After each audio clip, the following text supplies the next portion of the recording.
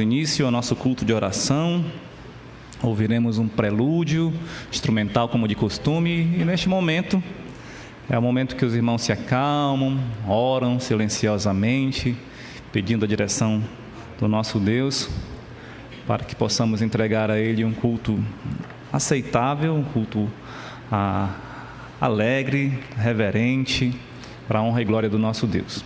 E depois desse momento de prelúdio, eu farei uma oração em voz alta.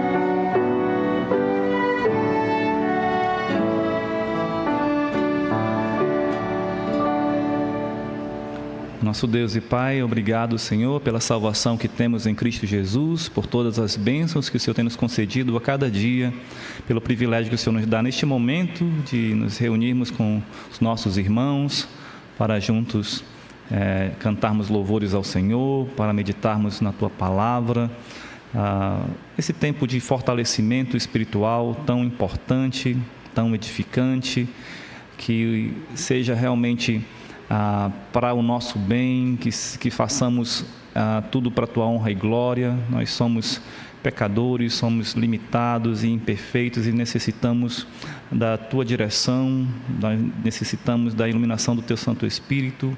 Santifica-nos, meu Deus, para que estejamos aptos, estejamos como vasos limpos e úteis para Te servir, para Te render louvores.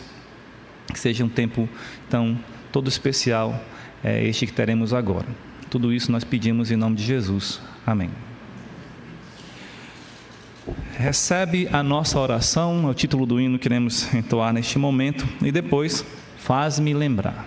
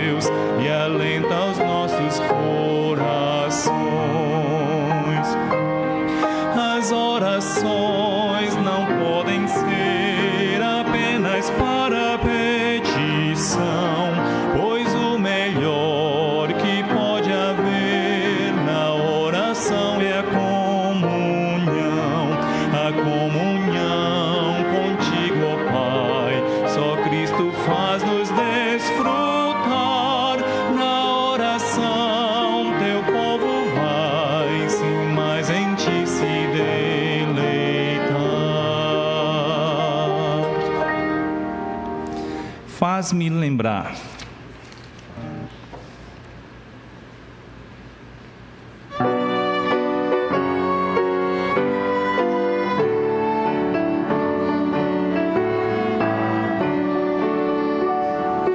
Nunca me deixes esquecer do Teu amor, Jesus,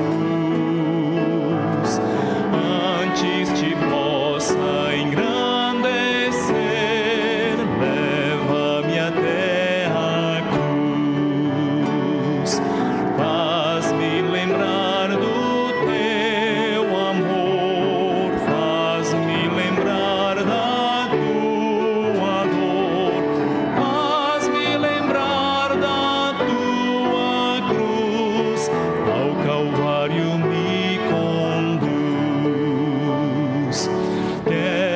estar pronto a carregar a minha cruz, Senhor. O teu sofrer compartilhar com grato e puro amor. Faz-me lembrar do teu amor, faz-me lembrar da tua dor, faz-me lembrar da tua cruz, ao Calvário me conduz. Amém. Ouviremos ainda o interlúdio instrumental. Você que veio preparado para entregar sua oferta ao Senhor em adoração, pode fazê-lo usando os gasofiláceos aqui da frente ou lá de trás, ou mesmo o QR Code está aí à sua frente, ou a chave Pix.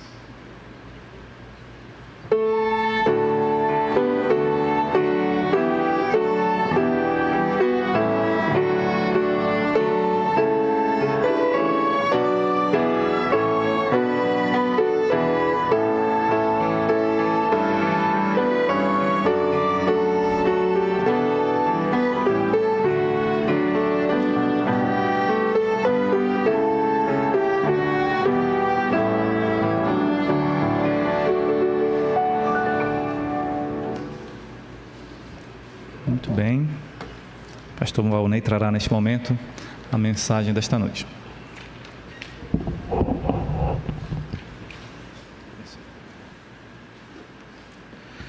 Boa noite. Temos estudado nas quartas-feiras sobre oração em tempos difíceis. E vimos um pouco sobre o desejo de Ezequias de buscar o Senhor quando a Assíria estava prestes a invadir o reino de Judá. Lembrando que a Assíria já tinha invadido o reino do norte, Israel, que estava destruído. E o que é que isso tem a ver conosco? Nós somos da igreja do Senhor Jesus Cristo, mas na velha aliança o povo era Israel que pregava a salvação, era Israel que era luz ali para os povos da antiguidade. Destruir a nação de Israel era destruir o povo que falava sobre o Deus verdadeiro. Mas Ezequias buscou o Senhor. Depois nós vimos sobre o rasgar as vestes, uma atitude de humilhação e de dependência de Deus. Para nós não tem sentido rasgar as vestes hoje, mas naquela época era uma demonstração de que você estava humilde diante do Senhor, de que você confiava em Deus e dependia de Deus. Depois isso foi se perdendo. A gente viu que o sumo sacerdote rasgou as vestes quando Jesus disse que era Deus. Então, claramente, ele já estava vivendo em tamanha hipocrisia, porque não reconheceu Jesus como o Senhor, como o Messias e como Deus. Vamos voltar para a história de Ezequias e vamos ver em 2 Reis, segundo livro de Reis, capítulo 19, versículo 1, que devemos orar com uma teologia correta. A nossa oração, ela deve seguir uma teologia correta ou um ensino bíblico correto. 2 Reis 19, verso 1, é o texto que apresenta quando Ezequias, ele se coloca diante do Senhor, porque a Assíria já destruiu várias cidades fortificadas. Israel era a capital de Judá, haviam cerca de aproximadamente 5 cidades fortalezas ao redor de Jerusalém e um pouco distante de Jerusalém, para proteger a capital. Os assírios já tinham dominado todas essas cidades, faltava só chegar em Jerusalém.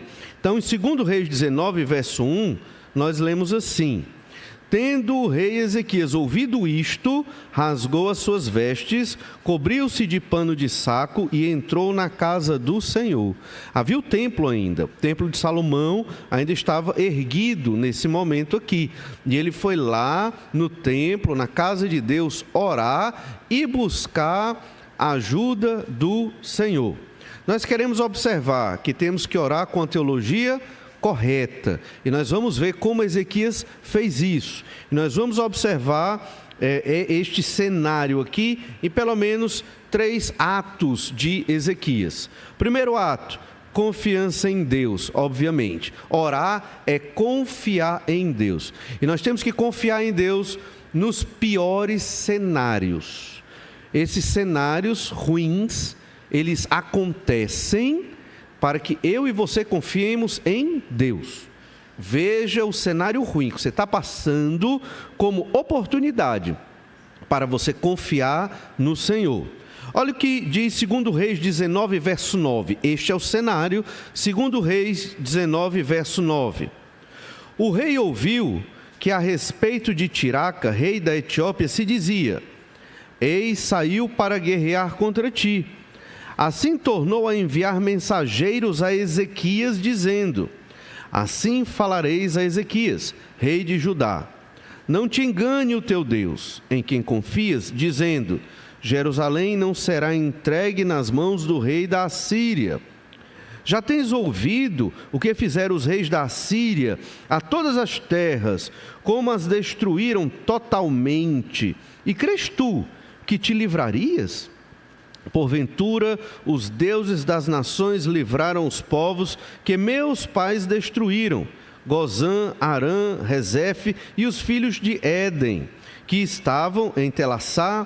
Onde está o rei de Ramate, e o rei de Arpade, e o rei da cidade de Sefarvaim, de Rena e de Iva? Todas essas foram cidades dominadas, nações dominadas pelo Império Assírio. A mensagem naquela época do rei da Assíria era: não adianta, vocês vão perder, né? Nenhum desses deuses resistiu a mim, e eu também vou vencer o Deus de Israel. A mensagem de hoje não é tão diferente. Essa mensagem, ela chega a nós por vários meios, por amizades, às vezes até pela nossa própria falta de fé mesmo, de não confiar que Deus tem o poder para resolver questões insolúveis e difíceis e complicadas. Os crentes, que têm que ser aqueles que exercem fé, muitas vezes parece que são os que se rendem mais rápido às dificuldades. Temos que aprender a orar. E orar não é pedir e esperar receber amanhã. Orar é você confiar em Deus no pior cenário. Humanamente falando, a Assíria venceria Judá tranquilamente, certamente. E é assim que nós enxergamos a vida, infelizmente. Nós só olhamos com os olhos da carne. Numa perspectiva humana, não tem o que eu fazer. Vou aceitar a derrota, vou viver na tristeza, vou aceitar o problema e carregar esse problema para o resto da minha vida, essa frustração para o resto da minha vida. E vou ser aquele crente que reclama, insatisfeito, que não abençoa ninguém, que não edifica ninguém, que não prega o evangelho para ninguém, porque eu estou olhando para o coitadinho aqui do meu problema, do meu sofrimento e da minha aflição. Entende? Então, não podemos ser assim. Os crentes vivem por fé, eles oram e confiam no Senhor. Na perspectiva humana, podemos até estar derrotados, mas o Senhor é Deus, e é Ele que ouve e responde a oração.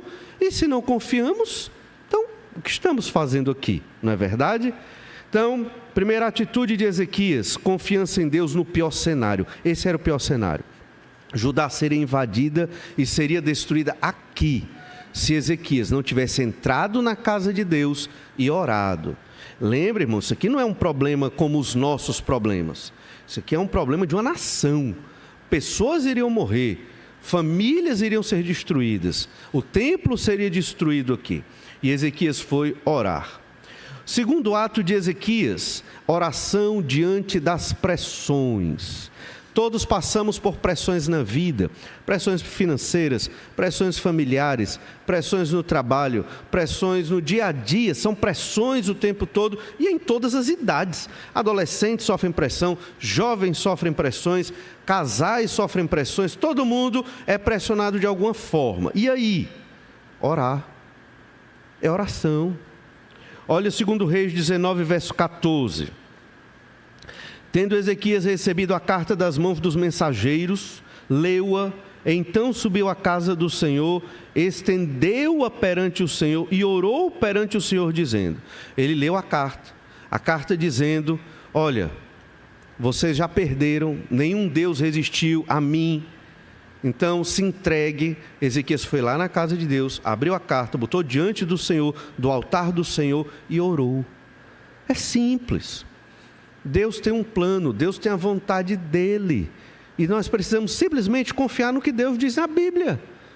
É simples. Deus ia proteger Judá desta invasão, porque de Judá vem o Messias. Bastava eles pedirem, porque essa é a vontade do Senhor. Da mesma forma, queremos edificar nossas famílias? Você tem dúvida? Você tem dúvida que Deus quer que a sua família seja edificada na palavra de Deus? Você tem dúvida disso? Certamente não, porque está na Bíblia. Você tem dúvida que Deus quer que nós preguemos o Evangelho? Certamente não. Você tem dúvida que Deus quer que nós façamos o discipulado? Investamos na obra missionária? Certamente não, porque essa é a vontade de Deus. O que é que nós precisamos fazer? Cumprir. É simples.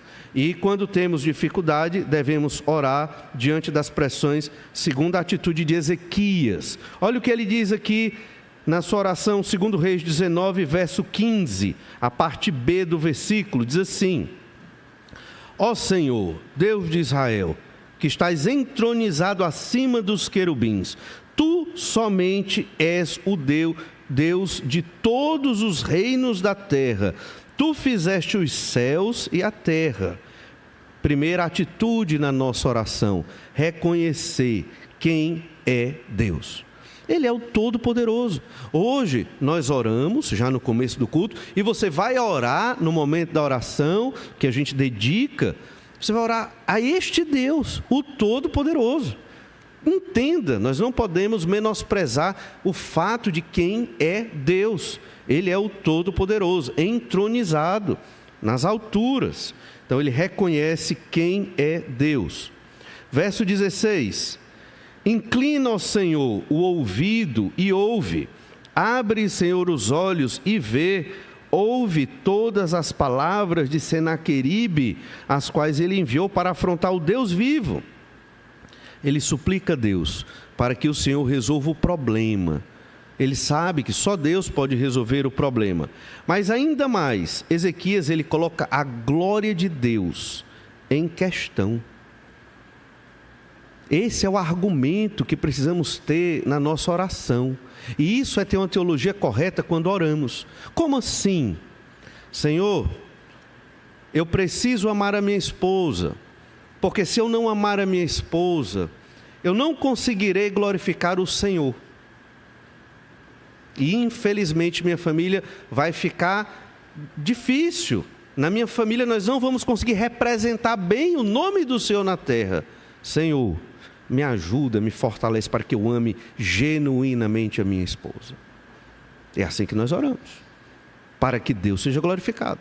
Da mesma forma a esposa: Senhor, preciso respeitar o meu marido. Ele não merece não, mas eu tenho que respeitar o meu marido. Me ajuda, Senhor.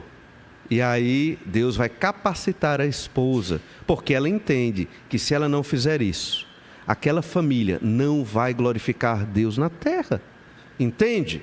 Não vai ser luz no meio das trevas que nós encontramos na sociedade hoje. Da mesma forma, essa é a oração do jovem: tenho que obedecer meu pai e minha mãe, tenho que tomar as decisões corretas. Por quê, Senhor? Me ajuda, porque senão como eu vou glorificar o teu nome se eu não tomar as decisões corretas? Era o que Ezequias estava dizendo: Senhor, se Senaqueribe nos destruir, como glorificaremos o nome do Senhor?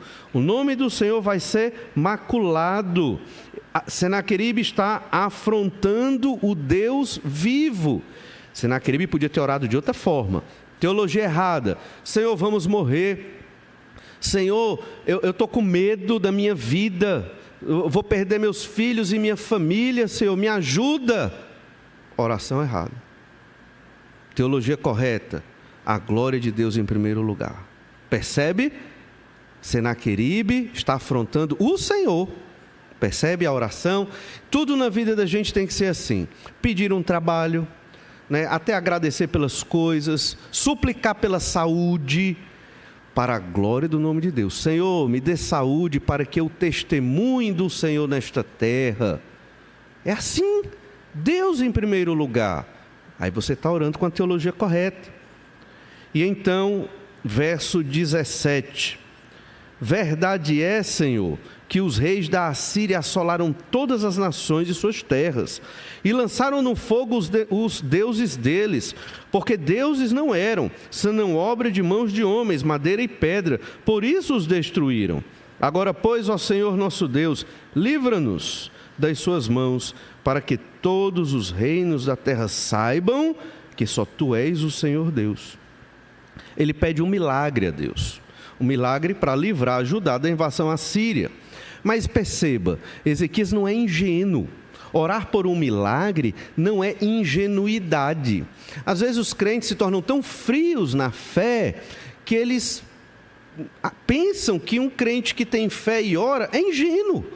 Não, isso não é ingenuidade, é fé. E você tem que crer que o Senhor realmente, para a glória do nome dEle, Ele responde às orações. Ezequias diz: Senhor, os assírios realmente assolaram e dominaram todas essas nações, mas os ídolos deles não são deuses, são ídolos.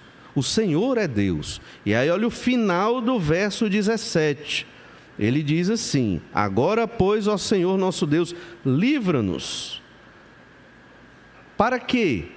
Para que todos os reinos da terra saibam que só Tu és o Senhor Deus. Livra-nos, porque estamos com medo. Não. Livra-nos, porque vamos ter muitas mortes, o templo vai ser destruído, nosso patrimônio vai ser levado nos despojos. Não, livra-nos, para que o Teu nome seja glorificado. Nossa oração, mesmo quando pedimos por nós, deve apontar para a glória do Senhor e a obra do Senhor. Então, nós temos que orar diante das pressões e com uma teologia correta. E foi o que Ezequias fez aqui. Terceira atitude de Ezequias e última, na verdade, essa atitude é de Deus, né? É a resposta milagrosa de Deus. Deus responde de modo maravilhoso. Ele envia o profeta Isaías para falar com o rei e dar o direcionamento. Lá em 2 Reis 19, 22 diz assim: a quem afrontaste e de quem blasfemaste, e contra quem alçaste a voz, e arrogantemente ergueste os olhos contra o Santo de Israel. O Senhor, Ele é o Santo de Israel, o Todo-Poderoso, o Soberano. Veja o destaque da profecia de Isaías contra o emissário lá do rei Senaqueribe e dos assírios. Então, ninguém enfrenta o rei de Israel e escapa. O Senhor é o Deus Todo-Poderoso. Olha o verso 25. Acaso não ouviste, 2 Reis 19, 25, acaso não ouviste que já há muito dispus eu estas coisas? E aqui é Deus falando através do profeta. Isso é Deus falando agora. Vou ler de novo. Acaso não ouviste, isso falando para o emissário assírio. Acaso não ouviste que já há muito dispus eu estas coisas? Já desde os dias remotos o tinha planejado. Agora, porém, as faço executar. E eu quis que tu reduzisses a montões de ruínas as cidades fortificadas. A invasão assíria só aconteceu porque Deus quis. As cidades que eu mencionei no início, que protegiam Jerusalém, foram destruídas. Deus sabia, porque Deus já tinha planejado isso, porque Deus quis. E Deus está dizendo para os assírios, na boca do profeta Isaías: vocês não têm o poder, eu tenho, Deus, o Senhor. E eu que determino o que vai acontecer ou não, inclusive a destruição das cidades fortificadas. Vocês só venceram assírios, porque eu, o Senhor, dizendo, por Isaías, quis. Tudo está nas mãos do Senhor. Ele é soberano sobre tudo. Não se engane. O seu problema não é por acaso. A situação que você enfrenta hoje não é por acaso, não é coincidência, não foi sem querer, não. É Deus. Cabe a você entender o que Deus quer me dizer, onde eu preciso ser transformado, como eu glorifico a Deus no presente momento do que eu estou vivendo. Deus é mais importante do que eu. Entende? E é assim que nós fazemos a leitura da vida e dos problemas ao nosso redor. E é assim que nós tomamos postura para glorificar a Deus. Não estou dizendo que isso é fácil, mas é isso que Deus quer de nós. E 2 Reis 19, 27. Mas eu conheço o teu assentar e o teu sair, e o teu entrar e o teu furor contra mim. Isso é Deus dizendo. Por causa do teu furor contra mim, e porque a tua arrogância subiu até os meus ouvidos, eis que porei o meu anzol no teu nariz, e o meu freio na tua boca, e te farei voltar pelo caminho por onde vieste. Essa mensagem foi para o rei Senaqueribe. Eu vou fazer você voltar pelo caminho que vieste. Colocar o anzol e o freio é controlá-lo do jeito que ele quer. Mas por que Deus está dizendo isso? Porque Ezequias orou. Verso 32, pelo que assim diz o Senhor acerca do rei da Assíria, não entrará nesta cidade, nem lançará nela flecha alguma, não virá perante ela com escudo, nem há de levantar tranqueiras contra ela, pelo caminho por onde vier, por esse voltará, mas nesta cidade não entrará, diz o Senhor, porque eu defenderei esta cidade para a livrar, por amor de mim e por amor do meu servo Davi. Por que Deus decidiu proteger Jerusalém? Por amor das pessoas que estavam ali? Não. Ou também, mas principalmente, por amor do nome dele mesmo, que é Deus. Porque de Jerusalém, como eu falei no início, sai a mensagem de salvação para glorificar o nome do Senhor. E Deus queria usar Jerusalém para isso.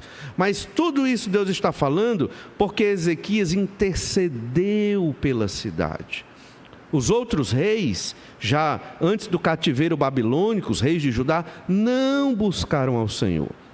Por isso houve o cativeiro babilônico. Você percebe como a oração é fundamental, importante para Deus agir para a glória do nome dele. E por que por amor do seu servo Davi? Porque Deus fez uma promessa. Deus fez uma promessa a Davi, de que Davi viria o descendente, o Messias, o Senhor, o Salvador Jesus Cristo. Então, por amor de Davi, ele preservaria Jerusalém. Mas, na verdade, por amor da promessa que o próprio Deus fez de trazer o Salvador por Davi. A resposta de Deus a Senaqueribe foi fulminante. Do seu exército, 185 mil morreram pela noite. Pela manhã o exército se retirara, pelas insolências ditas por Senaqueribe. Deus retirou a vida dele pela mão dos seus próprios filhos. Segundo Reis 19, 35 a 37 fala exatamente isso. Ao verso 35. Então naquela mesma noite saiu o anjo do Senhor e feriu no arraial dos assírios 185 mil. E quando se levantaram os restantes pela manhã, eis que todos estes eram cadáveres. Retirou-se, pois, Senaqueribe, rei da Assíria, e se foi. Voltou e ficou em Nínive. Sucedeu que, estando ele a adorar na casa de Nisroque, seu deus, Adrameleque e Sarezé, seus filhos, o feriram à espada e fugiram para a terra de Ararat, e Esaradom, seu filho, reinou em seu lugar. Foi Deus, tudo foi Deus, porque Ezequias orou. Orando com a teologia correta, temos que orar confiando no Senhor no pior cenário, temos que orar mesmo diante das pressões, e certamente receberemos uma resposta milagrosa de Deus. Talvez não seja a resposta que nós queremos, e graças a Deus por isso, porque muitas vezes a resposta que nós queremos não vai ser uma boa resposta para nós, mas a resposta que Deus dá sempre é a melhor resposta. Pense da seguinte forma: imagine uma manchete de jornal sobre essa história. Se houvesse uma manchete de jornal, ela seria mais ou menos assim. Se uma manchete de jornal fosse escrita sobre a morte dos soldados assírios, a causa para a morte deles seria a cólera ou a peste bubônica, por exemplo. Manchete: soldados assírios, 185 mil morrem por causa de uma peste. Talvez a cólera, talvez a peste bubônica, uma peste mata esses soldados. Você percebe o problema disso? Não tem o nome de Deus. Não diz que foi Deus. Essa é a mentalidade que a gente chama de secularização. Entende? Em nenhum momento você viu uma manchete de jornal dizendo sobre a pandemia, que foi Deus julgando a humanidade pelos seus pecados. Em nenhum momento. Mas não tenho dúvida. Certamente o Senhor julgou a humanidade para que os seres humanos abrissem os olhos e buscassem o Senhor, a humanidade se voltou prostrada, rasgando suas vestes, entre aspas, buscando o Senhor? Não. Continuaram pecando do mesmo jeito. E foram encontrar resposta no método científico, foram encontrar resposta talvez em tantas outras coisas, mas não no Senhor. Temos que aprender, irmãos, a ver a vida na ótica do Senhor. Nós temos acesso direto a Deus em oração, em nome do Senhor Jesus Cristo. Certamente a resposta é como Deus quer. Isso é inegável, a gente sabe disso. Mas o Senhor é maravilhoso e sempre que oramos para a glória do nome dEle, em favor dEle, seguindo a Bíblia Sagrada na nossa oração, é certo que o Senhor vai responder de modo maravilhoso. Só temos que aprender a conhecer o nosso Deus e orar de forma bíblica. Vamos orar, pedir que o Senhor nos abençoe para vivermos assim. Obrigado, Senhor, pela Tua palavra. Sabemos que nesse texto houve vitória. Já com Zedequias, nem tanto. Houve o cativeiro babilônico. Senhor Deus, que o Senhor nos ajude a estarmos sempre buscando o Senhor em oração, mesmo nas pressões e nas maiores dificuldades, reconhecendo que só o Senhor tem a resposta e a solução, mesmo que não seja aquela que muitas vezes entendemos como a correta. Capacita-nos, Senhor Deus, a termos mais fé na Tua palavra e certamente no Senhor. É o que te pedimos, no nome de Jesus. Amém.